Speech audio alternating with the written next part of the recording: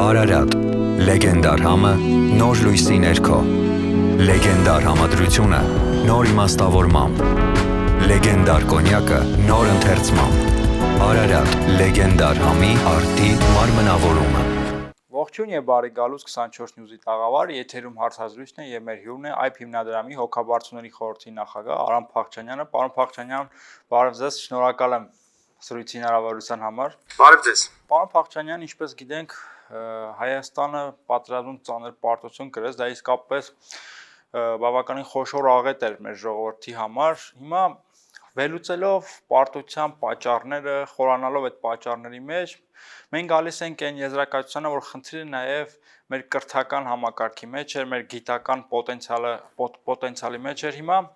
ինձ հետաքրքիր է դուք որպես կրթության ոլորտի մասնագետ, որպես ուսուցիչ, ինչ է կարծում եք, քայլեր ձեռնարկում են կրթության եւ գիտության ոլորտում ինչ-որ վերանայումներ մտցնելու ուղղությամբ, թե նորից շարունակում ենք նույն ոգով ոչինչ չանել։ Այստեղ կարևոր է ճշտել մենք ով ենք, որովհետև եթե խոսքը գնում է պետության մասին, ապա մի կողմից կարելի է փաստել, որ որոշ քայլեր ձեռնարկվում են, սակայն հարց է ծագում արդյոք դրանք բավարար են թե ոչ։ Որովհետև կա մտավախություն ու դա միանից ոչ է, կարծում որ կա, որ այն քայլերի տեմպը եւ այն ընթացքի ծավալը, որը այս պահին կա, հեռու է նրանից, որպեսզի մենք արագ կարողանանք առաջ գնանք եւ լուծենք մեր հիմնարար խնդիրները։ Մենք պետք է կարծում եմ այս պահին վկայակոչենք եւ օգտագործենք մեր ամբողջ ներուժը, բոլոր միջոցները, ոչ թե դարձյալ որոշենք, որ դե թող իշխանությունը որոշի, իշխանությունը իր լծակներով ինչ որ բան փորձի կառուցել, որտեղ այդպես ոչ մի երկրում, ոչ մի բան չի լինում։ Ցանկացած երկրում մեծ գործը արվում է ազգովին։ Իշխանությունը ստանում է ազգի աջակցություն եւ համատեղ գործը արվում է։ Եթե վերցնենք Ամերիկայի ատոմային ռումբի կառուցումը, դա իշխանությունների արդյունքը չէր գործողությունների միայն։ Ամենակիչ իշխանությունների արդյունքներ։ Ամենաշատը գիտական համայնքի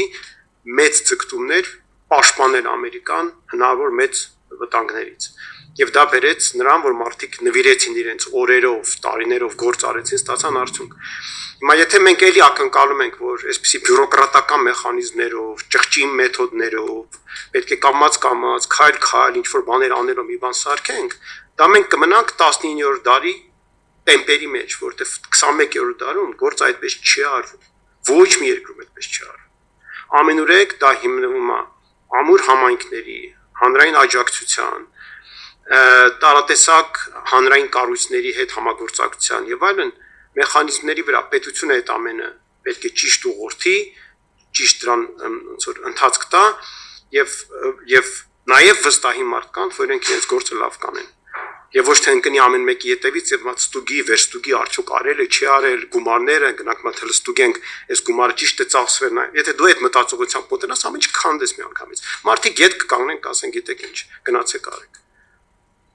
Այդ մտածողության փոփոխությունը ես ցավոք չեմ տեսնում։ Ես կարծում եմ շատերը դա չեն տեսնում, էլի, ու դա կարծում եմ որ պետք է շատ արագ կայանա։ Պարոն Փախչանյան, մի այսպիսի ճշմարտություն կա, որ կրթական բարեփոխումները, ռեֆորմները ընդհանրապես երկարաժամկետ են լինում եւ կարճ ժամկետներում տեսանելի չեն եւ այդ առումով իշխանությունները միշտ շահագրգռված չեն լինում այս կամ այն հասարակությունում իրականացնել կրթական ռեֆորմներ, որտեղ դրանք կարճաժամկետ, պոպուլիստական ինչ-որ նշանակություն չեն ունենալու եւ նշանակություն չեն ունենալու նաեւ ընտրությունների արդյունքների վրա։ Հիմա այդ նույն տենդենսը հայկական իրականությունում առկա է թե ոչ։ Միշտ առկա է եղել, սկսած երևի թե հենց անկախության առաջին օրերից, երբ մենք փաստորեն ոնց որ կազմալուծում գնաց սկզբից կրթության եւ հետո այդպես էլ այդ ամենը տեղը չընկավ, բայց ասեմ նաեւ որ գիտեք ես չէի ասի որ բացարձակապես միայն երկարաժամկետ են այդ արդյունքները։ Կրթության բարեփոխումների արդյունքները բազմապիսի են, պատուղները տարատեսակ են։ Օրինակ եթե մենք ունենանք որպես միջնաժամկետ կամ կարճաժամկետ արդյունք, որպեսզի մանկավարժական համալսարանի բարեփոխումների շնորհիվ եւ ուսուցչական մասնագիտության այսպես ոնց որ հանրային ընկալումը բարձրացնելու շնորհիվ կարգավիճակը բարձրացնել, մենք ունենանք ավելի լավ որակյալ ուսանողների դիմորդների հոսք մանկավարժական համալսարան, դա մեծ ձեռքբերում է կրթության համար։ Ես կասեի մեծագույններից մեկը։ Կարող է կրթական արդյունքը երեխաները, որոնք կավարտեն, ասենք, եւ կունենան կրթական մակարդակ միջին, որը համապատասխանում է աշխարհի լավագույն երկրներին կրթական առումով։ Մենք ունենք 10-15 տարի հետո, բայց այսօր մենք ունենանք բավարար վստահություն, որ այդ ճիշտ ճանապարհի վրա ենք։ Եվ դա արդեն մեծ ձեռքբերում է։ Ցավոք, խնդիրն այն է, որ փոխարենը մենք գնանք ճիշտ մատնանշելով այն ձեռքբերումները, որոնք կարևորագույնն են, որոնց յետևից մենք պետք է գնանք առաջնահերթորեն եւ դրանց հասնելով ապահովենք հաջորդ ձեռքբերման համար բավարար հենք, մենք այսպես անդադ փրփուրներից ենք բռնվում, որտեվ համաձայն եմ այդ առումով, այսպես ասեմ, 4 տարվա մեջ կարելի է գրել նոր կրթական ծրագիր։ Առավելևս եթե դու ունես եվրոպական փորձագետների աջակցություն, ես բավարար գումար, դնում ես կաբինետներում արդիկ նստում են շուտ թուղթ են գրում։ Ասեմ ձեզ, առարկաների հիմնական մասով բացառությամբ որոշ վիճելի առարկաների, որոնց շուրջ չկա հանրային, այսպեսի համաձայնություն, առարկաների մեծամասնության առումով այս նոր չափորոշիչները շատ լավն են։ Ասեմ, համապատասխանում եմ աշխարհի լավագույն նմուշների, այստեղ որևէ խնդիր չկա, եւ դա փայլուն գործ է, որ արել են դեպ հայ մասնագետները Հայաստանում աշխատելով, աջակցություն ստանալով, բայց ինքնուրույն, որը շատ լավ արդյունք է։ Սակայն դա իրական կրթական բարեփոխումների չնչին մասն է։ Դրանից միջև մենք նույն բանը կարող ենք անել առանց անգամ այդ ամբողջ թոհուբոհ ունենալու, ընդհանրապես կարող ենք արտապատվել, դա ինչպես անում են շատ երկրներ, արտաքին մասնագետներ մի քիչ շատ կվճարեինք մի երկու անգամ, միգուցե, չգիտեմ անգամ արդյոք, որտեղ այնտեղ շատ ավելի արդյունավետ կանեն այդ գործը։ Եվ կունենայինք ծրագրերը։ Այստեղ գումարվել է միայն այն, որ հիմա արդեն կարծես թե մենք ունենք նաև ներքին որոշ մասնագիտական կարողություն, որը կարելի է օգտագործել ապագայում։ Եվ դա լավ է։ Ուզում ասեմ, դա ճիշտ քայլ է, բայց դա չնչին մասն է, դա շատ հեշտ է անել։ Շատ երկրներ դա արել են եւ կանգնել են կոտրված տաշտակի առջեւ, որտեղ հենց որ դու դա բերում ես կրթական համակարգ եւ պիտի ապահովես, որ ուսուցիչը իրապես բովանդակայինորեն այդ ծրագրով աշխատի դասարանում բոլոր դպրոցներում ամբողջ Հայաստանի 1400 դպրոցում, այստեղ է խնդիրը։ Այստեղ է, որ բոլոր կրթական բարեփոխումները կոտրվում են եւ դրա մասին խոսակցությունը չի ընթանում։ Կարծես թե մեր ամբողջ խոսակցությունը չափորոշիչների շուրջ է։ Այդ այս զարհուրելի ու ծիծաղելի, հասկանաք, զավեշտալի, որ մենք խոսում ենք ոչ թե կարևոր բաների մասին, ոչ թե խոսում ենք ուսուցչական մասնագիտության կարևորման մասին, ինչպես են կարող ուսուցիչների աշխատավարձն հնարավորին ապագայում բարձրացնել, ինչ դրա համար հստակ չափանիշներ ենք դրում ուսուցիչների համար, օրինակ գիտակցեն, որ դա հնարավոր է, ինչ խոստումներ ենք տալիս համակարգին, ինչպես ենք բարեփոխում համակարգի կառավարման մեխանիզմներ, ինչպես ենք լուծում են խնդիրները, որ ասենք մարզպետարաններում իրական կրթության կառավարումը զորական մակարդակի վրա է եւ դպրոցները որպես թողնված են ինքնուրույն ընդհանրապես կառավարվում են ֆինանսական առումով միայն այսպես դուր պատոհան պատ եւ այլն։ Այդ վիճակներն են։ Ինչպես ենք այդ բոլոր խնդիրի մասը խոսակցություն չկա։ Հասկանաք, իսկ դա է կրթական բարեփոխումը։ Ինձ դա շատ մտահոգում է եւ դա ես ասեմ այդ խոսակցությունը կարող է չբացվել նախարարության կողմից, որտեղ նախարարության պես ավելի հարմար, իրանք փակ դռներով դեռ այս գործը անում են։ Չկա հանրային խոսակցություն եւ դա է ամենավտանգավորը, որտեղ նախարարությունը թե միայն ցանկանա մի բան անել եւ հետո դա այսպես հրամայի ոչ ոք չի անի, որտեղ հանրայինորեն դա պետք է ընկալվի, ընդունվի, գիտակցվի, դա պահանջ, որպեսզի մարդիկ տեղից շարժվեն, որտեղ այդ քանակի մարդիկ, որոնք ներգրաված են կրթության մեջ, դա կորպորացիա է։ Դա մոտավորապես, եթե մենք դուրս ռամեր չդիտենք ծնողներին, աշակերտներին անգամ, ընդհանուր կազմում է երևի մի 60,000 մարդ։ Միայն հանրակրթության մեջ, ամբողջ բաներով։ Իսկ եթե մենք գումարենք ծնողներին եւ երեխաներին, խոսքը գնում է երևի մի 800,000 մարդկանց մասին։ Հիմա այդ 800,000 մարդկանց մենք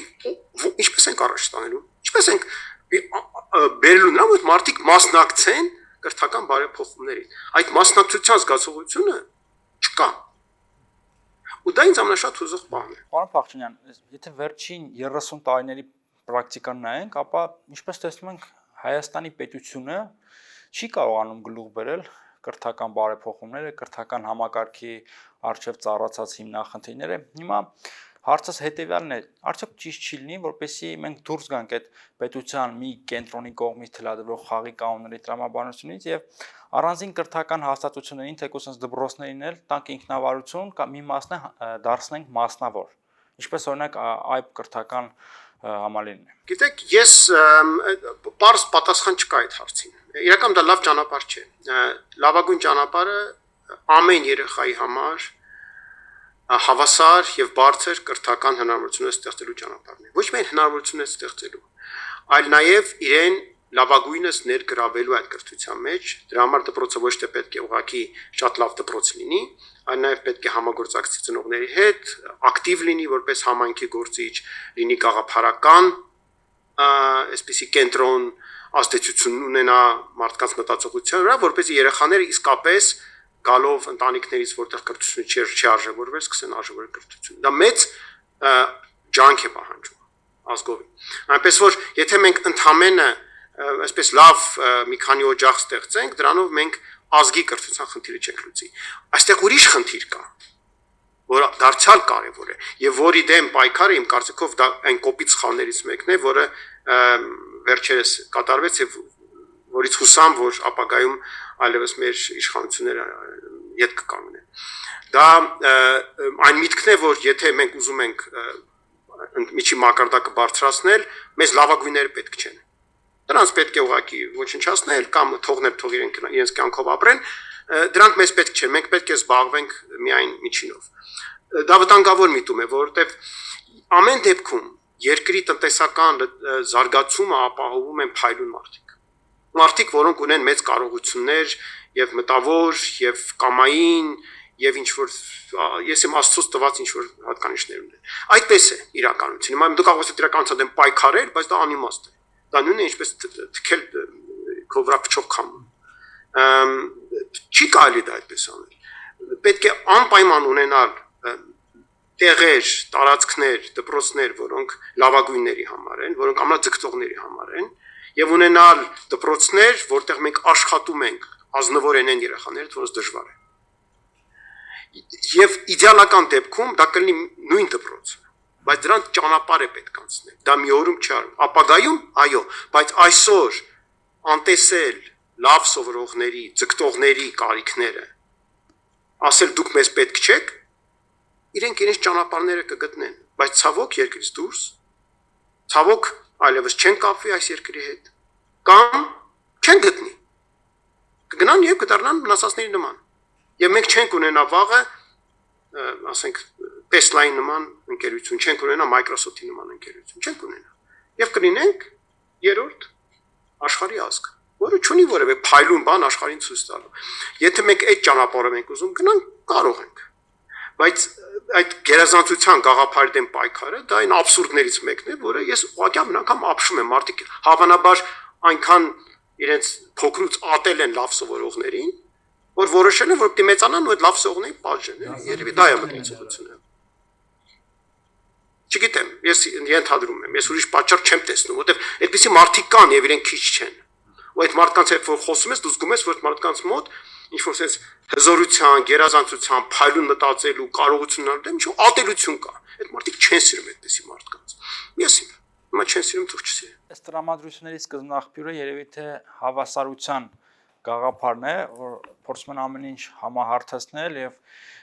բոլորին հավասար իրավունքներ տալու այդ լոզունգի ներքո համահարթեցնում են ամեն ինչ։ Ճիշտ եմ ես հասկանում։ Բոլոր ժամանակներում պոպուլիստական, բոլշևիստական այսպիսի շարժումները լավ են աշխատել աղքատ երկրներում։ Դա ցավալի իրականություն, մենք պետք է ուղղակի ընդունենք որպես փաստ։ Եվ մեր կրթական համակարգի հերթական մեծ բացթողումներից մեկը եղել է այն, որ քանի որ տարիներ շարունակ մարդկանց չեն սովորել ինքնուրույն, չեն սովորեցնել ինքնուրույն մտածել, վերլուծել, համադրել, գալ եզրակացությունների, կարողանալ բարդ գաղափարների շուրջ ունենալ հետևողական մտածողություն, մարդիկ տարվում են հեշտությամբ այն գաղափարները, որ ընկալում են, պարզ գաղափարներ։ Իսկ պարզ գաղափարները շատ լավ են կպնում իրար, երբ որ դու բերում ես ամեն ինչ հասցնում ես նրան, որ եղբայր քեզ լավ կլինի։ Այսպես անենք, թող նրան վատ լինի, քեզ լավ կլինի։ Դա շատ լավ արեց Լենինը, դա շատ Կուբայում արվեց, դա շատ լավ արվեց տարբեր երկրներում, որոնց վերջը մենք շատ լավ գիտենք։ Հիմա եթե մենք ուզում ենք նույն ճանապարհով գնանք, մենք նույն տեղը կհասնենք։ Բայց շատ ավելի արագ, որտեղ Ռուսաստանը մեծ ռեսուրսներ ուներ, երկար տարիներ կարողացար գոյատևել այդ ահավոր գաղափարների ներքո։ Անցավ գուլագներով, անցավ միլիոններ կորցնելով, պատերազմը իրեն քիչ թե շատ փրկեց, ու դրանից հետո ինքը քիչ թե շատ կայացավ ոչ երկար ժամանակով, չէ՞, որքան հիշում ենք, խորհրդային պետությունը այդպես է չկարողացավ կայունանալ, հենց այդ ներքին բոլշևիստական մտածողության հետևանքով, որովհետև անհնարին է համահարթեցումը։ Երբ որ դու միտեղ համահարթեցնում ես, մի այդտեղ դա դուրս է տալիս։ Եթե դու մարդկանց դնում ես եւ փորձում ես հավասարացնել, իրենք տարատեսակ ձևերով փորձում են տարբերվել։ Եվ դու ստանում ես դրա բոլոր հետևանքները, անկառավարելի հետևանքները։ Հիմա ցավոք այս պահին մեր հասարակությունը դրանով տարված է այդ գաղափարով, շատ ոգևորված, որ ինձ պետք չի լավ ապրել, թող մյուսը վատ ապրի, ես լավ կլինեմ։ Ուղղակի ինքը մարդիկ պետք է նաև գիտակցեն, որ կողքը շատ լավ ապրող թուրքեր կան, մյուս կողմը շատ լավ ապրող թուրքեր կան, եւ կան այլ շատ լավ ապրող ազգեր, որոնք նաև մեծ ախորժակ ունեն փոտունը, տեղը, ոկանանց տանելու եւ օգտագործելու։ Հիմա եթե դու ուզում ես այդպես հանգիստ ապրես, մտածի վաղը վերջը ինչ է լինի։ Պարոն Փախչյանյան, դուք ձեր խոսքում կարևորեցիք ամբողջ ազգի կրթվելու, կրթություն ստանալու հնարավորությունը, անհրաժեշտությունը։ Հիմա հարցը միգուցե մի փոքր տարակուսելի ինչի, բայց ամեն դեպքում ուզում եմ տամ, արդյոք մենք պետք է ամբողջ ազգի կրթվելու խնդիր դնենք, որովհետև պետք է արդյոք չարժի շեշտը դնել փոքրամասնության վրա, որոնք իսկապես ունակ են, կարող են ինչ-որ արժեք ստեղծել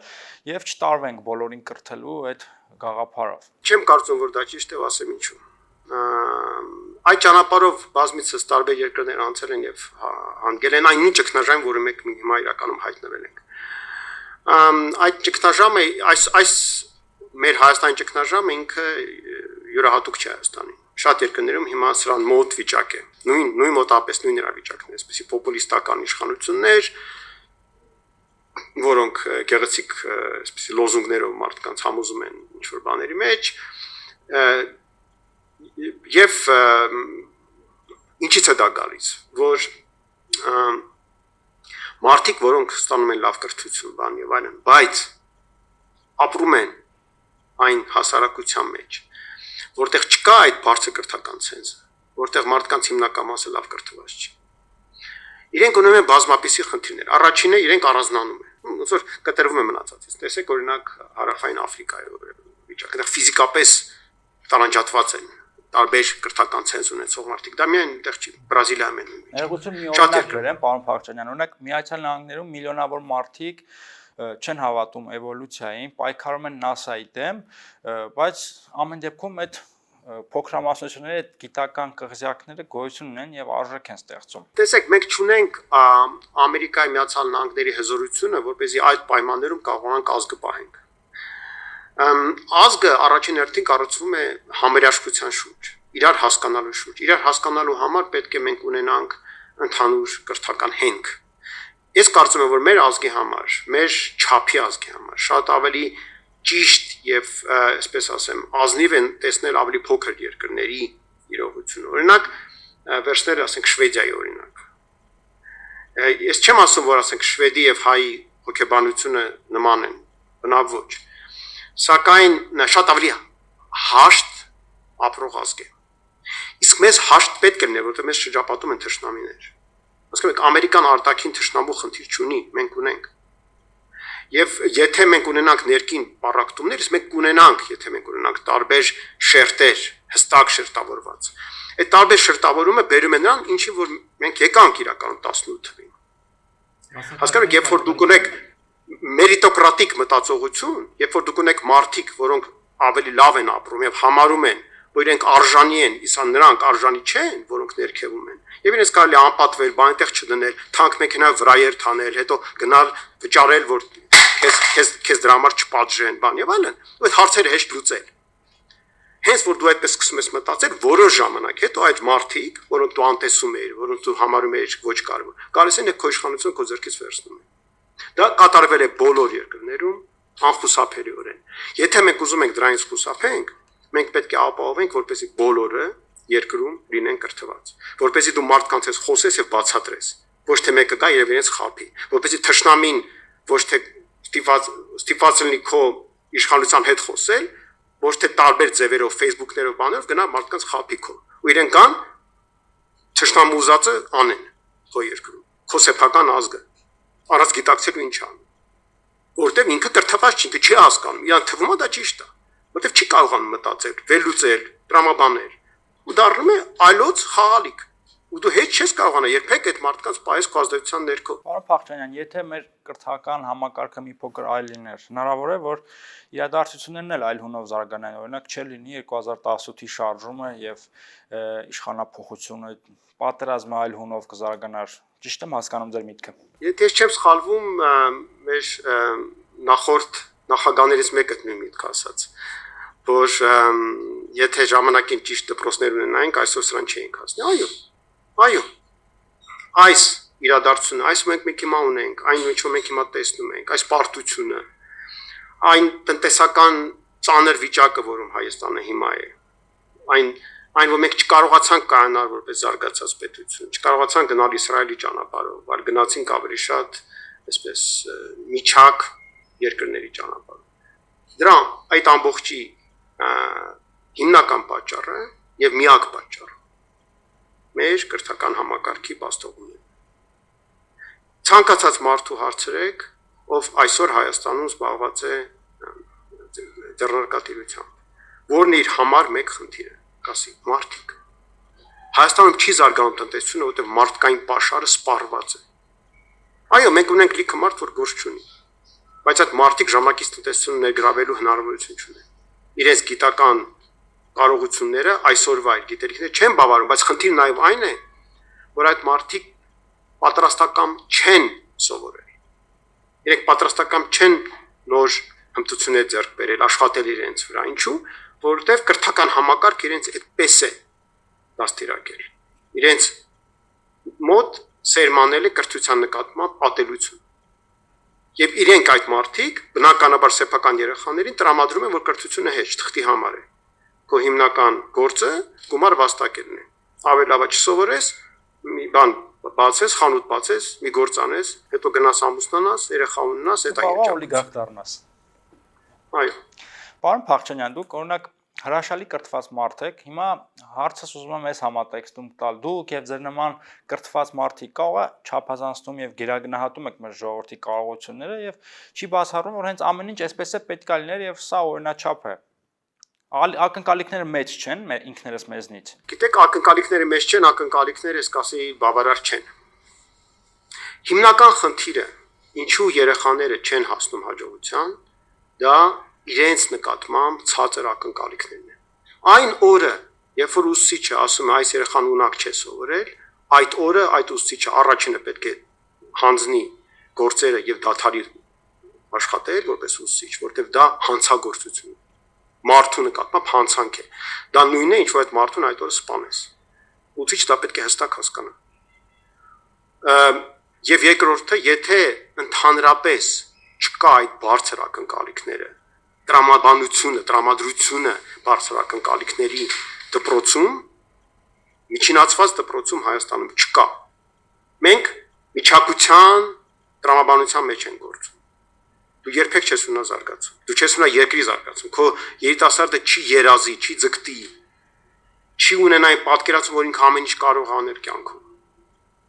Ու բոլորը սկսեն բռնվել եղածից։ Մի բան անենք, միտեղ մի բան փոկենք, եւ այլն եւ այլն։ Չի լինի ապագայում մեջ ներդնելու ցանկություն։ Մեր ամբողջ խնդիրը գալիս է նրանից, որ մեր դպրոցում չկա բոլոր երեխաների նկատմամբ հավասար բարձր ակնկալիքների միջավայր։ Ու դա հայտնի փաստ է, հետազոտությունները ցույց են տալիս,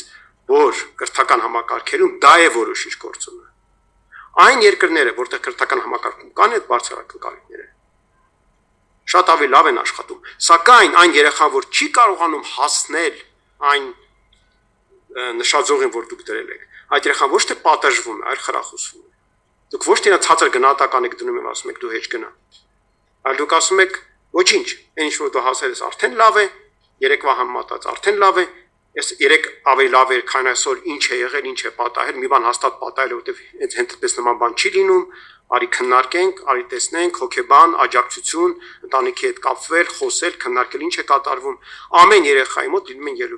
ելևէջներ։ Ամեն մարդու մոտ է լինում ելևէջներ։ Եվ եթե մենք հետևողականորեն, տեսեք, 21-րդ դարում խոտանը կրթական մարդիկ, որոնք դպրոցից դուրս են գալի եւ ի վիճակի չեն կյանքում սովորել, շարունակել սովորել, զարգանալ եւ այլն, դառնում են ծանրագույն սոցիալական բեռ երկրների։ Մեզ ռոբոտներ պետք չեն, ռոբոտները մենք հիմա սկսելու ենք խանութում գնել։ Մեզ պետք են մտածող մարդիկ։ Իսկ մտածող մարդիկ արտադրվում են լավ դպրոցներում։ Եվ վերջ, մնացած մարդիկ ոչ ոքի պետք չեն լինելու եւ վաղը մյուս օրը քո ազգը ինչպես իմանալ այսեք Իտալիայում ինչ է կատարվում։ Զարգացած երկիր է, բայց հարավի եւ հյուսիսի միջեւ արդեն գնալով լարվածություն է առաջանում, ու Հյուսիսը ուզում է հարավից կտրվել մի կերպ։ Որտեւ ոչ ոքի այդ բեռը պետք չի։ Ու դա մեծ խնդիր կարող է դառնալ։ Ես մի կար ժամանակ դպրոցում աշխատել եմ, պարոն Փախչյանյան, եւ մի հետաքրքիր երևույթ եմ նկատել, եթե դասաներում կան վատ սովորող երեխաներ, ապա ուսուցիչները եւ ընդհանրապես կրթական համակարգը նրան դատապարտում են, որ միշտ ինքը մնա վատ սովորող, իրան այդ պիտակը տալիս են եւ բոլորը համակերպվում են, որ այդ երեխան այդպես է պետք է մնա, ինքը այդ է։ Հիմա ոնց դուրս գանք այս ամեն ինչի միջից, սրա միջից։ Առաջին հերթին ես կասեի, որ մենք պետք է գնահատենք ուսուցիչների աշխատանքը նրանով, թե իրենց մոտ ամենամեծ դժվարություններ ունեցող երեխաները ինչ հաջողություններ ունեն։ Ոչ թե նրանով, թե իր մոտ օլիմպիադաներ քանի երեխա է հաղթել, որտեղ օլիմպիադային պատրաստելը մեծ ջանք չի պահանջում։ Անգիր սովորել։ Այո, չէ, կարող է օլիմպիադային անգիր չի պետք, ինչ մտածել է պետք, բայց դարձյալ պայծառ երեխայի հետ աշխատելը առանձնակի ջանք չի պահանջում։ Դա մեծ հաճույք է։ Մեծագույն հաճույք է։ Դժվար է, բայց դարձյալ հաճույք է, այլ տեսակի հաճույք է։ Դժվարություններ ունեցող երեխայի հետ աշխատելը։ Եվ շատ ավելի խոր է մարդկային ներգրավվածություն է պահանջում։ Մեր ուսուցիչները սովորաբար ասում են, ինչից է պետք այդ 80,000-ի կամ 60,000-ի դիմաց էս պիգնամ ամեն երեխայի դարդին անդրադառնամ։ Իմ պատասխանը հետևյալն է, որ կա երկու տեսակի մոտեցում կյանքում։ Կամ դու մի բան անում ես կյանքում, կամ քո կյանքը վաճառում ես գումարի դիմաց։ Զբաղվում ես ժամավաճառությամբ։ Դու պետք է ընտրես որն է քոնը։ Եվ եթե դու ժամավաճառությամբ ես զբաղվում, ապա կրթության մեջ դու անելիք չունես, որտեղ այնտեղ մարդիկ են եւ մարդկային ճակատագրեր են։ Եվ այդ մարդկային ճակատագրերի վերաբերվել ոնց որ գործանում վերաբերվում են շշերի, դա ծայրահեղ վտանգավոր մտածողություն է կրթության մեջ։ Ու այդ մարդիկ պետք է իրենց համար որոշեն իրենք միգուցե այլ տեղ ժամավաճառությամբ զբաղվեն։ Հյուրանոցում աշխատեն որպես, ասենք, մատուցող կամ մի բան մտածեն։ Բայց թող հնարավորություն տանեն մարդիկ, որոնք առաքելություն իրականացնեն, այդ գործը անեն լավ, որովհետև ամեն երեխան, որը հասել է հաջողության, ուսուցչին վաղը կարող է դարձնել ամենաերջանիկ մարդը։ Ես նման օրինակներ գիտեմ։ Եվ եթե իսկապես ուսուցիչը նվիրվի երեխային եւ ջան գործադրի, ապա տեսեք, այն երկրներում, որտեղ ուսուցիչները այդ գործը հետևողականորեն անում են եւ երեխան դպրոցում տեսնում է այդ աջակցությունը, այդ ուսուցիչների նկատմամբ ամբողջապես այլ վերաբերմունք է։ Եվ դա կախված չի հենց աշխատավարձից կամ այլ բանից։ Ուղղակի մարդիկ, որոնք տեսել են այդ ուսուցիչների վերաբերմունքը իրենց նկատմամբ, դա չեն կարող մոռանալ։ Իրենք դա հիշում են մինչև կյանքի վերջ։ Եվ ուսուցչին, ցանկացած ուսուցչին վերաբերում են խորագույն հարգանքով։ Մենք ասում ենք, թող մեզ հարգեն, ուսուցիչները ասում են։ Ժողովուրդ այդ հարգանքը պետք է վաստակել։ Կան ուսուցիչներ, որոնք հարգված են, որտեղ այդ գործը ազնիվ են անում, բայց կան բազմաթիվ ուսուցիչներ, որոնք ասենք մենք հիմա բան ենք անում, վերապատրաստում ենք անում այդ հիմնադրամը Տավուշի շրջանում, այս բարեփոխումների շրջանակներում։ Կան ուսուցիչներ, որոնք գալիս են, պետությունը գումար է ծախսում դրա վրա, իրենց ապահովում են ճանապարհը ծախսը, ամեն բան, նյութերը, ամեն ինչը, որ իրենք նոր ծրագրով աշխատեն երեխաների հետ եւ իրենցից է կախված այս բարեփոխումների ընթացքը։ Դա պիլոտային ծրագիր է։ Եթե հաջողվի Տավուշում, ապա դա կտարածվի, իրենց փորձը շատ կարևոր է, իրենք կարևորված են։ Իրենք գալիս են առավոտյան, ստորագրեն եւ փախնեն։ Հիմա այդ մարդը ինչ իրավունք ունի մտնել դասարան։ Ով է նա։ Եվ ասենք, եթե ինքը մեկի վրա կպցնում է պիտակ եւ ասում է դու ասենք 6-ից ավել չես ստանա, այդ ասուչի վրա մատ ուրիշ պիտակ կպցնի, ուղղակի հիմա չեմ ասի, որտեղ հայոյանքի նման բառ կլինի։ Դա քրեական է արդեն։ Այո։ Պարոն Փախչյանյան, մի այսպիսի հարցան վերջերս դուք Civilnet-ում մի հարցազրույց եք տվել, ընդհանրապես ուշագրավ հարցազրույց էր, բայց այնտեղ մի միտք ասացիք, որը հենց ֆիքսվեցի այդ մտքի վրա, կարևորեցիք հասարակագիտության, հումանիտար գիտությունների կարևորությունը, այդ որակը բարձրացնելու անհրաժեշտությունը։ Հիմա դա այնքանով էր զարմանալի, որ դուք ֆիզիկոս եք, բայց խոսում եք հումանիտար գիտությունների կարևորության մասին։ Հիմա ուզում եմ մի փոքր փակագծերը բացեք։ Ինչու՞։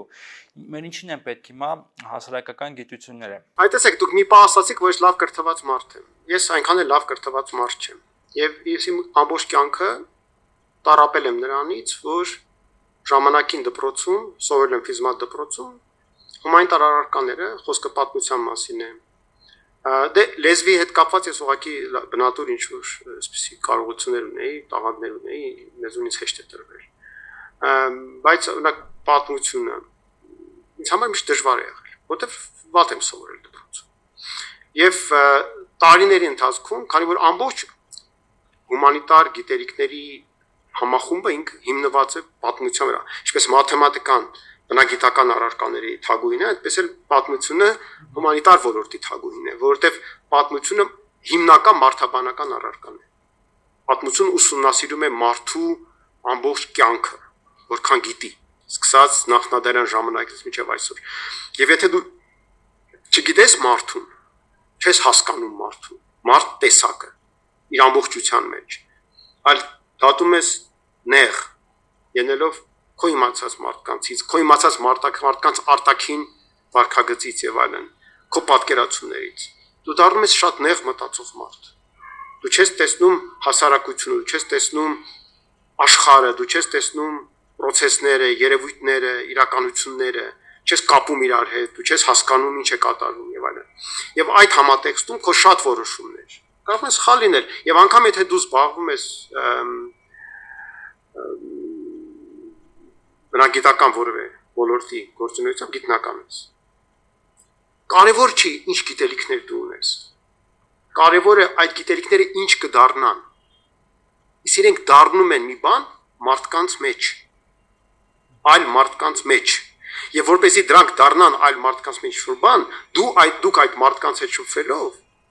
պետք է կարողանաք այդ գիտելիքների ամբողջ համախումբը փոխանցեք, ձևավորեք, տարածեք, հասկացնեք, իրենց հետ համագործակցեք եւ այլն։ Դրա համար պետք է հասկանալ հասարակությունը մարդ։ Տեսեք, այդ նույն ատոմային ռումբի մասին ես հիշեցի։ Գիտեք, այդ մարդկանց հիմնական մտավախությունը որն էր, որոնք իրենցից շատերը իդեպ Հիրոսիմայից հետո դադարեցին աշխատել այդ նախագծի վրա։ Իրենք կարծում էին, իրենց պատկերացման, որտեղ դարձար ֆիզիկոսները, որոնք քիչ հումանիտար կարողություններ ունեն։ Իրենք պատկերացման, ինչ որ իրենք անում էին երկրի պաշտպանության համար։ Իրենք չէին պատկերացնում, որ իրենք ստեղծում են բան, որ այդքան մարդկանց կյանք է տանել։ Չէին հավատում դրան։ Մի մարդու համար, որ գիտի պատմությունը, դա շատ բնական բան է, այդպես էլ պետք է լիներ։ Բայց իրենց համար դա եղավ ապշեցուցիչ անակնկալ։ Եվ սա խոսում է նրա մասին, որ դու պետք է լավ հասկանաս մարդկությունը, որպեսզի քո գործունեությունը որ ոլորտում է լինի արժեք բերի։ Պարոն Փախչյանյան, ընդհանրապես տեխնոլոգիական վերելքների թռիչքների ժամանակ հասարակական գիտությունների նկատմամբ հեգնական վերաբերմունք է ձևավորվում։ Հիմա թերևս այդպիսի մի ժամանակաշրջանում ենք մենք ապրում։ Հասարակական գիտությունների նկատմամբ հետաքրքրությունը մի փոքր նվազել է եւ ավելի շատ մարդիկ հետաքրքրվում են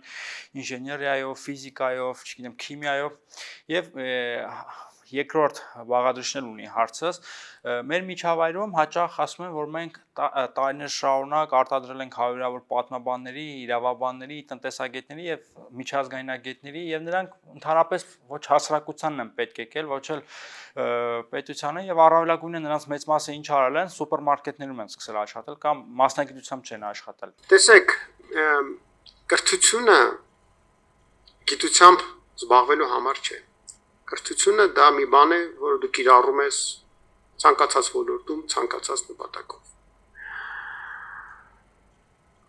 Այն, որ մենք չենք արժևորում հումանիտար գիտությունը մեծ վնաս է մեզ հասցնում։ Չենք արժեուրև չենք ստեղծում այն ինստիտուտները զոտական, այն կառույցները, որոնք կզբաղվեն եւ կներառեն այն մասնագետների, որոնց մասին դուք խոսում եք։ Համալսարաններում դասավանդող մարդիկ չեն աշխատում գիտական ոլորտում մեծամասնությամբ, ընդհանրապես դասախոս են։ Չունեն իրական հետազոտական փորձ մեծ։ Ունենք թույլ կրթություն, որտեղ կրթական ոլորտն էլ է հումանիտար ոլորտ։ Խոսքը ֆիզիկոսների, մաթեմատիկոսների մնացածին արտադրելու ոլորտը իր բնույթով հումանիտար է։ Եվ այդ ոլորտը մենք շատ թույլ ենք։ Մենք չունենք լուրջ հետազոտական կառույց, որը տարիներ շարունակ հետազոտեր մեր կրթական ոլորտը եւ կտար մեզ խելամիտ առաջարկներ եւ տվյալներ, որպեսզի մենք կարողանանք տվյալահեն որոշումներ կայացնել։ Եվ բոլոր որոշումները մեր մոտ կրթության ոլորտում կայացվել են սուբյեկտիվ հիմնականում ֆինանսների նախարարության որոշմամբ։ Մեր կրթությունը կառավարվում է ֆինանսների նախարարության կողմից փաստացի, որը այդ աբսուրդներից աբսուրդն է, եթե ճշմարիտ խոսենք։ Որովհետև իրենք ասում են փաստ բերեք, իսկ կրթությունը փաստ չի կարողանում բերել, որովհետև չունի, անգամ հստակ տվյալներ չունի։ Եվ արդյունքում ֆինանսների նախարարն է որոշում, թե կրթությունը ինչ է անալու, ինչքան գումար է ստանալու, ինչի համար է ստանալու եւ այլն։ Դա է մեր իրականությունը եղել երկար տարիներ։ Եվ դա գալիս է մեր հումանիտար մտածողության տկարությունից, որը ձևավորվել է խորհրդային տարիներին, որտեղ այն ժամանակ էլ մենք լավ հիշում ենք, որ ազատամիտ մարդիկ, որոնք համաձայն չէին ուղղակի այսպես իշխանությունների ոտքերը համբուրել, համաձայն չէին ստել եւ այլն, գնում էին բնագիտական ոլորտ, որտեղ այնտեղ կարելի էր ավելի ազատամիտ լինել։ Բնագիտությունը ոնց որ թե ենթադրում է, որ այնտեղ չես կարող վերևից թելադրել, թե ինչպես պետք է մասնիկը թռնի այս կողմ, թե այն կողմ։ Ինքը թռնում է ինչպես ինքն է ուզում։ Չի ենթարկվում թելադրանքի, հա, բարքաս։ Եվ այդ հումանիտար ոլորտը երկար տարիներ այդ պատճառով մեզ մոտ եղել է տկար։ Եվ խորհրդային պետության փլուզումից հետո էլ մենք շարունակում ենք նույն վիճակում լինել։ Եվ ասեմ, դա միայն մեր խնդիրը չի։ Ես նայում եմ Ռուսաստանում, ես շատ լավ ծանոթ եմ ռուսական կրթական միջավայրին, դեպ հենց վաղը ես ելույթ եմ ունենալու մի մեծ ֆորումի մեջ, որտեղ մի քանի պանելային քննարկում է, որտեղ երկու նախարար է լինելու եւ այլն եւ իրենց հետաքրքրում է օրինակ իմ պատկերացումը Ռուսաստանի կրթության զարգացման մասին։ Բայց ասածս ինչն է, որ իրենք այդ նույն խնդիրները ունեն, որ իրենց մոտ էլ հումանիտար միտքը զարգացած չէ։ Երկիրը փաստացի կառավարում են տեխնոկրատ մարդիկ։ Եվ դրա պատճառով իրենք անդադ ունենում են ինչ-որ հասարակական աղետներ, որտեվ այդ ճիշտ մտածողությունը, որտեվ հումանիտար մտածողությունը հասկանում եք դա անորոշություններով լի երևույթների մասին խորհելու կարողությունն է, որը շատ բարդ տեսակ է մտածողության, որը շատ դժվար է դրվում մարդկանց։ Շատ ավելի հեշտ է ասել դա հիմարություն է եւ կողմ դնել։ Պարոն Փախչյանյան, շատ շնորհակալ եմ, իսկապես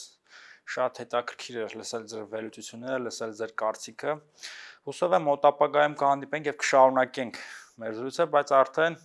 իրական հանդիպումով։ Շնորհակալ եմ շատ։ Շնորհակալ եմ ձեզ։ Լավ եղեք։